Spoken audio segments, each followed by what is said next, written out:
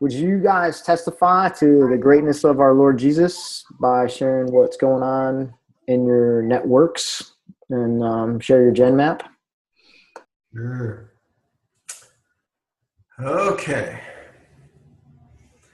This is super encouraging to us.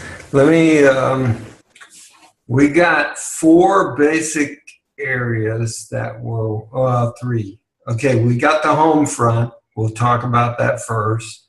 Then we got global. And then we got some shared responsibilities with Jeff and Troy. And I sat down with Jeff before the strategy coordinators training in Florida. And we just talked about how we could complement each other in our giftings. And I feel like he's an apostolic evangelist. And what I mean by that is he recruits apostles. He can recruit an apostle out of dirt. I'm an apostolic shepherd. And so when we come together, I can come in behind and just do some shepherding with the men that he recruits out of the harvest. So, and Troy and I were like this kindred spirit. So we've been double teaming a couple named David and Danielle. So there's some overlapping mentoring and coaching. And quite frankly, that is one of the biggest refreshing aspects of the things that I've learned doing four fields, is that we have an awful lot of overlapping with mentoring. And I think the people that we're coaching are the beneficiaries of that. And it's a very open-handed, network. No place left is not fencing off people. I'm sure there are some people out there doing that, but most people are very open-handed. And, Ron and I have talked about BC and Memphis, and he and Zach have been very open-handed. I've sent BC back to them, hey, go ask for their help and help them. So there's this natural flow of people back and forth, which I think is very cool. Anyways, so let's start with folks that Jeff, Troy, and Deb and I are kind of working together. David and Danielle are tearing it up in Japan. And I'm pretty sure Troy, and I don't know if Rachel will go, but I am assuming she will. And Deb and I plan on doing a mid-level in Japan in April. So they're at fourth generation church start. And, that's supposedly hard soil. And David, he wants to see God do more. So, but when you look at what he's doing, it's really incredible work. Daniel Reese in South Carolina, that guy is a beast, like Troy would say. That guy is incredible. And I don't even think those numbers are accurate. I think he's way beyond that. So Clint Harrell asked for some shepherding, so we're doing that. Ray and Sarah in Houston, again, those numbers are low. They're tearing it up in Houston. Daniel Solid. When you look at Daniel Solid from Dubai to today, it's light years of difference. And Daniel is being really blessed by God, being given some really good men. And you can see the generations that are starting to flow out of this. So Ron and Carrie, here's Ron right here. And it's been fun to just talk about life, and you heard some of the things about the Philippines. With Ron, I feel like we're just peers bouncing off good ideas. So it's cool to be in their life. Bob and Mary down in Ecuador, they're in a full-blown movement. They can't even keep up with what's happening down there.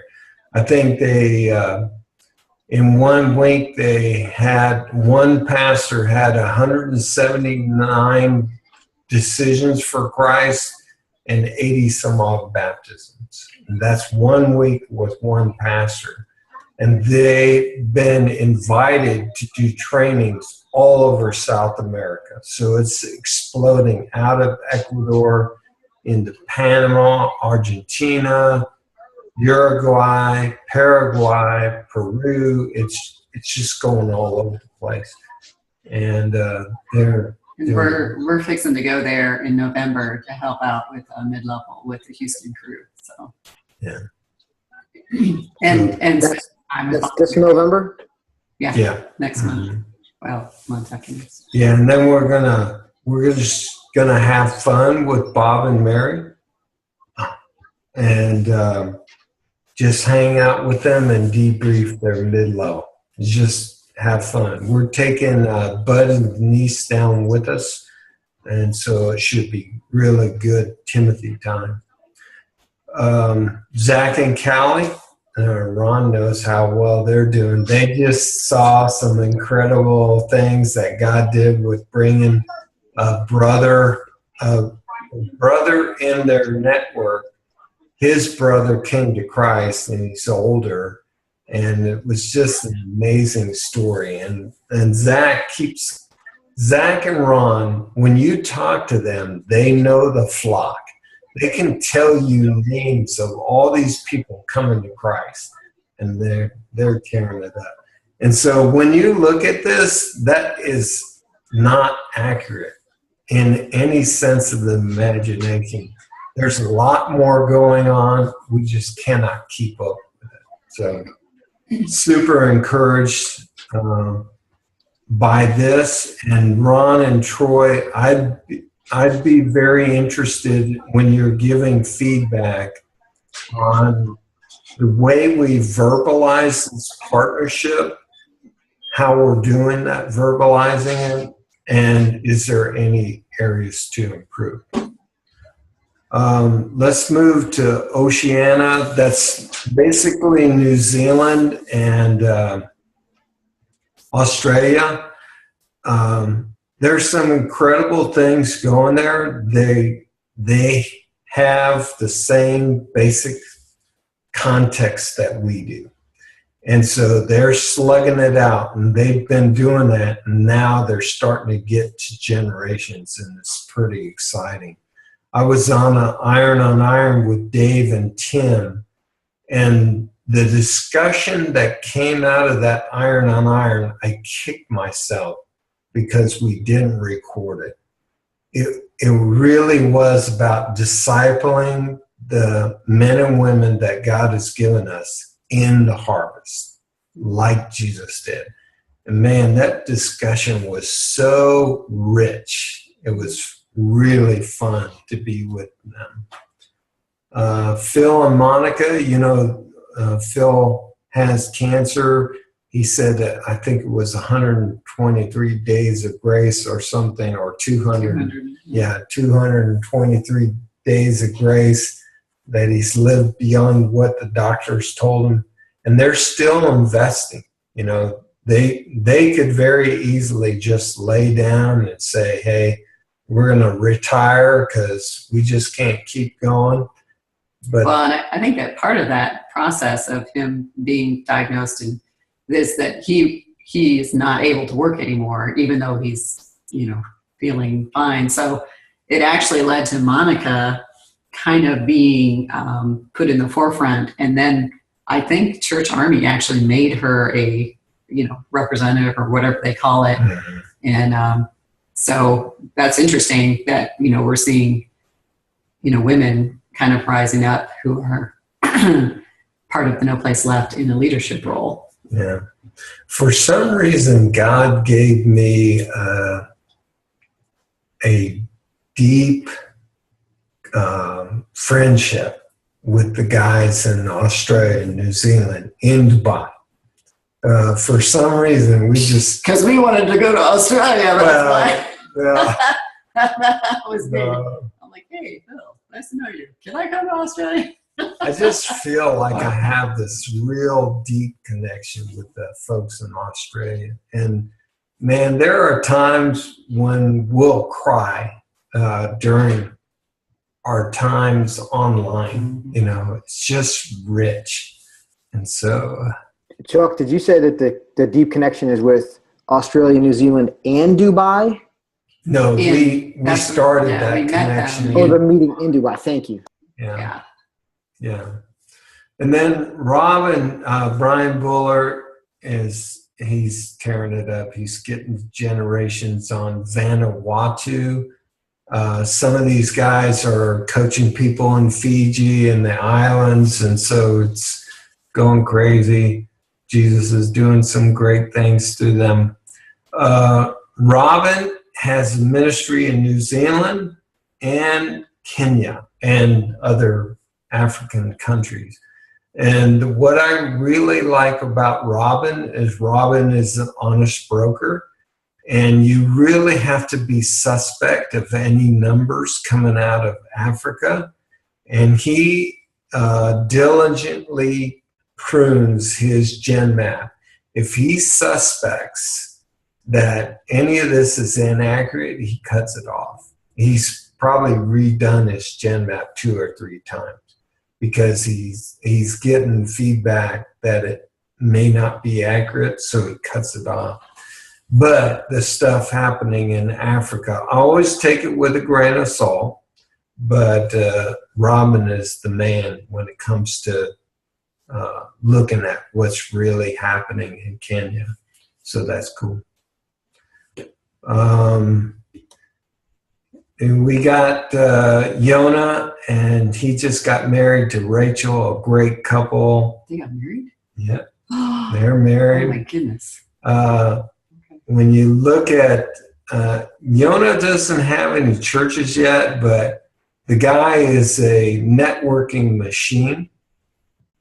And you can just kind of see dudes all over Germany. So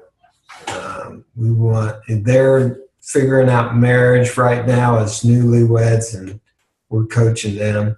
BC and Stephanie, they're going great. They're having trouble getting a church started personally, but some of their folks that they've discipled, like BC was saying, man, my guy led 6 people to Christ and baptized 2 of them. I can't buy a disciple, you know. That sounds very familiar. The apple doesn't fall far from the tree.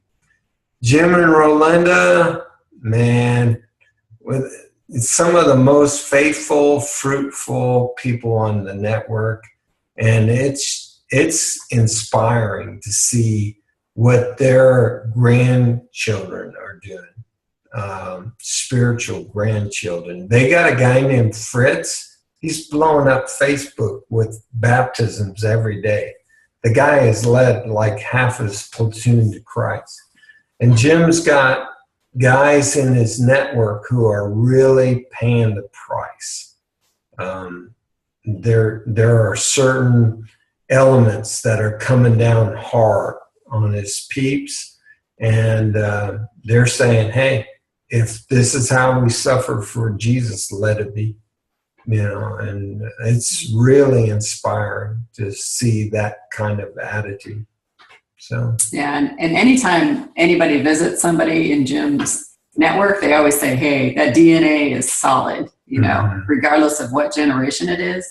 So I think Jim and Rolinda are a really good example of seeing DNA in, you know, it's probably purest form that we know of in any stream.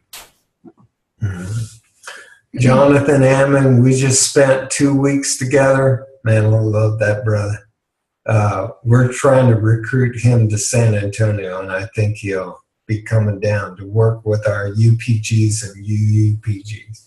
So he's a hidden treasure. A lot of people talk about how to reach cousins for Christ. Jonathan is doing it.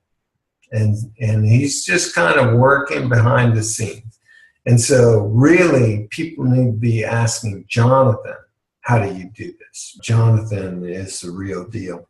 Kevin Colosi, hey, slow and steady, but Kevin's doing a great job in Colorado Springs, Nebraska, and Denver. He's kind of floating. He has churches and people that he's discipling in all those different locations.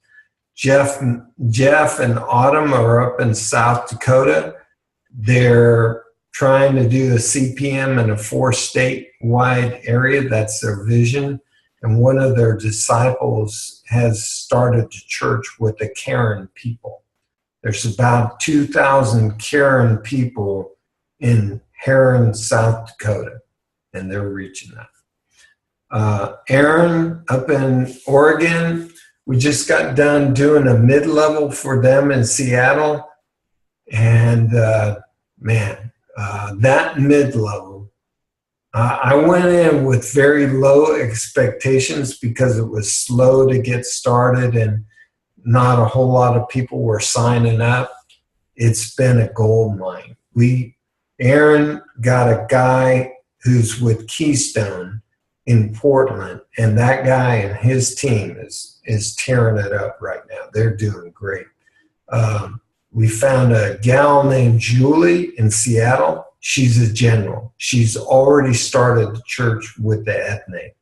And her pastor is saying, how do we do this? How do we keep this going? Jeff and Joy down in the valley. Jeff's taking a little rest, but Jeff and Joy are disciple magnets. If you're serious about Jesus, you're gonna get attracted to them. They're amazing. He's got a guy named Patrick. I think he's on 4th or 5th gen church, Patrick, and he's a diamond. Here on the home front, Jason works with collegiates. He had to push the reset button. We're working towards getting to church rather than group, so we don't have to do that every semester. But we had coffee with him yesterday, and we just wanted to affirm his leadership. He's a great leader. John and Janelle, they're getting some good people. They have been steady learning and putting in practice over the last 2 years, and they get it. And God has given them. They give them. Can I shoot? Yeah. Sure. Okay, so they run into this guy named David, and he wants to reach his apartment complex, and he's a doctor or attending, whatever, single, guy, and so he is part of their Timothy church, he and his friend, and then they went into his apartment complex, which is kind of like one of those trendy loft type places, and knocked on doors and got great responses. So David starts a church there, and last night David came to our church, and just to sit in and see how we do it, and he was talking about his experience, and he called it church, and we were just like, wow. A year ago, I don't know that John and Janelle's Timothy would have called what they were doing church. And we know David because he was at Fort Benning for airborne school, and he's a West Pointer, and so it was really kind of cool to reconnect with him, because I think we figured out it had been 9 years since we had seen him. And he's going to be here for 3 years with his military assignment, and he's a good Timothy. So, I guess I don't know this guy. I must have missed him. He only came for airborne school, but he did come to the airborne study. So you might not have. It might have been 2009, I think it was. Yeah. So yeah, another great story. I swam downstream to visit one of John and Janelle's churches in the homeless. It's a second generation or third generation from a church in a homeless shelter. And Joanne, I met her a year ago. A year ago, she was in gay relationships, living under a bridge, hooked on alcohol and drugs, and a prostitute. And when I saw her this time leading the church, I did not recognize her. Her mannerisms, her looks, the way she carried herself, the way she talked, completely and radically transformed by Jesus. And very cool. Very cool. Yeah. Very cool. And we're seeing that. The cool thing is I've been praying that God would flip the switch, because we know we cannot do this. And so we've just been praying hard that God would flip the switch. And it feels like in the last month, there's a bunch of people coming to Christ. We're finding people in the harvest like David. This guy is like chomping at the bit. When he talked about his church, he was unflappable the way he stated it. Unflinching. My church, is like, okay, this kid has a vision. He's got good DNA. Nacho and Sarah, Brett and Abigail, Bud and Denise, they're all keep pressing. They are the poster children for faithfulness. And Bud and Denise have started training some folks online that are really getting it. There's a guy named Red in Queens, New York, who's on the third generation of disciple already. And then there's Julie in Seattle that Bud and Denise are coaching, and she's doing great in a very short period of time. Yeah, and with Brett and Abigail, they're, full-time workers, and she's a full-time mom with 3 young kids. And they have a solid church that meets in their home. And they've planted a few churches from that, but they've had to do church discipline. They've had to, as their church has been maturing, we're starting to see, and this is network-wide, because we're starting to have discussions with a lot of people about, issues that come up that are not pleasant to deal with, And so, at one point Abigail's like, I feel like I need to go to seminary so they can teach us how to do this church discipline. And I'm like, Chuck went to seminary and they never taught him how to do church discipline. So don't feel like you haven't gotten any goods that anybody else has, other than experience. But they endured and they did it well because the people stayed in their church, it's really, they're kind of our first folks that really started a church, here in San Antonio. And they're super, super faithful. Yeah. These 3 folks are young disciples that we're trying to latch on to. We're praying for young, brand new disciples or young in age disciples.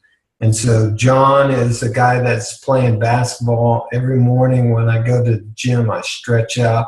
Right next to the guys playing basketball, I've shared the gospel with most of them, 90% of them. One day I just walked out on the court and I said, hey guys, the Dallas Cowboys have a chaplain. So why can't you have a chaplain? I am your chaplain. They hit me with the basketball right after that while I was stretching. They said, sorry, chaplain. Picked up the ball. So I've been praying for them. And then John and I started a Bible study. John, Deb, and I started a Bible study at lunch right after they get done. And John's working with a guy named Noe. He's not a believer yet. Jordan is a guy that Jonathan Ammon and I fished out of Trinity College. We just went on to college to do some time in the harvest together. And that was 2 weeks ago. Jordan has shared the gospel with probably a dozen to 20 people since that time. And has wanted to meet. Like, we're going to meet with he and his girlfriend tomorrow for lunch, and we've already seen him probably 3 times since you met. So, and he's the one that wants to get together and learn more. And so his little stringer of disciples is growing every day. So he and his vision. But the other day, his vision is, I want to influence the world with the gospel. I asked him, when you die and look in the rearview mirror, what do you want to see? He said, I want to have a worldwide influence for Jesus Christ. right. Taters. Okay. We can help you with that. Yeah. And then Cynthia, I've been going out every morning praying in different places in the city. I want to do 40 days of prayer, praying in all around the city. And I met Cynthia in a McDonald's. She came up to me and said, is that a Bible? I said, yes. She said, can I sit down with you and talk about this? And I said, absolutely. So we met with her for the 3rd time today, Deb and I. And she's got some significant challenges. And I challenged her socks off today with John chapter 5, verses 1 through 8. The man where Jesus said, do you want to be well? And so she has some decisions to make if she wants to keep meeting. So, anything else? That was great. Would you guys summarize maybe your top 1 to 3 things that you're most excited about out of everything on that Gen Map? Well, I think we're most excited about seeing some young people in San Antonio, and it seems like God is bringing them to us. We're not having to beat the bushes. Guys like Dave, guys like Jordan, it's like almost every week there's a new young person that is like really, really wanting to, drop their nets and follow Jesus. And, that's what we've been praying for. That's what it's going to take to reach our city. And so to see it happening is super encouraging. Mm-hmm. Yeah, I'd say generations. That's what I'm most excited about. In order to see the next church start, you have to have the labor. If there is no labor, there is no church. So all these churches, these are generations of churches. That means that we have laborers that understand the 4 fields. They're doing ministry in its fullness, everything from lostness to leadership. And so every time we see a new church planted, we know that, the best we can, that laborer is going to be equipped to be like Jesus and do a full orb ministry. I got an email from a kid named Ryan in Irvine, California the other day. And he said, I read T for T. I read The Hastening. I looked at your website. I want you to train me. I'm willing to go wherever in the world God wants me to go to reach unreached people groups. And I'm willing to die to see that happen. Will you train me? That's worth living for right there. So